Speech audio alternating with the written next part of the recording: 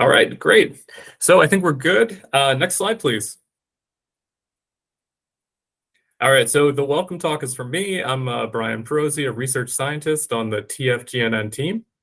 And I'm going to make my part quick so we stay on schedule. Next slide.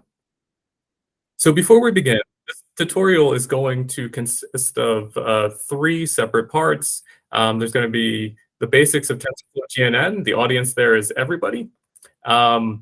Modeling with GNN, which is a little more in-depth. So the primary audience there is sort of research engineers and others like who are more into the details of how modeling works. And scaling with the TF-GNN is the last component, and the audience there is like anybody who wants to run over bigger data sets using kind of cloud architecture. Now, we're going to consist of like the tutorial website that has the collabs, links to the material and the recording that will be eventually posted. It's found here. We'll flash it up a couple times. You can also get to hit this from the NeurIPS schedule page if you want to follow along with some of the collabs as they're being presented. Next slide.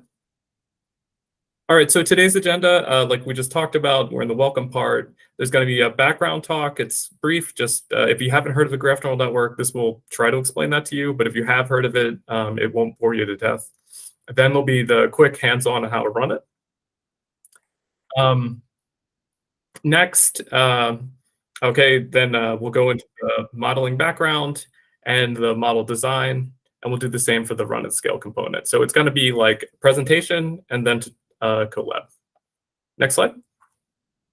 A little bit about the team. So the graph neural network team's mission is to make it easy to use graph structured data inside neural networks.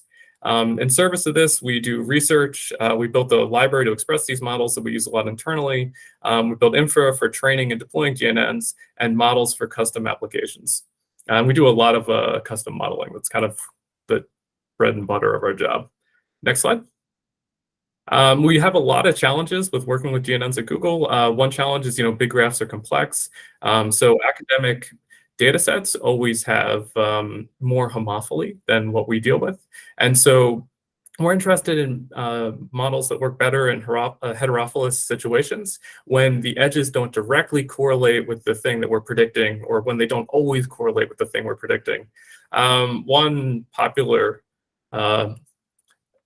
popular thing that we have in this area is the Mix-Hop paper from ICML a couple years back, where we looked at kind of multi-scale models for graph convolutions. Next slide. So another challenge that we have is like understanding which models and convolutions work well. And in particular, like benchmarking GNNs that are produced by academia is like a kind of a big problem for us.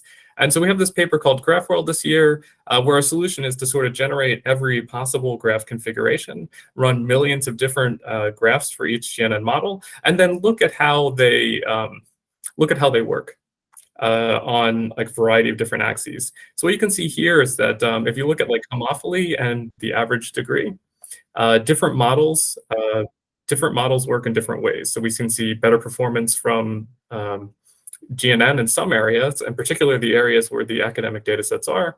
And in other areas, we can see that other models do better. So I think this is really interesting work, and I'd encourage you to take a look at it. Next slide. Another problem that we work on a lot is figuring out where the right graph bias for our models is. So how do we find the right graph structure?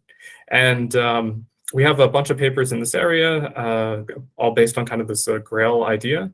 So at Google, quite frequently, we have a lot of data, and we want to figure out what the best structure for it is. So another challenge that we worked on is finding this right graph structure. And this is like a fundamental challenge for this kind of problem. Like if you don't have the right graph structure, then you're not going to have the right graph model.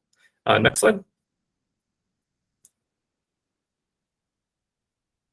The GNN team's part of the graph mining team at Google, and that meta team's kind of core focus is running graph algorithms on the largest data sets at Google.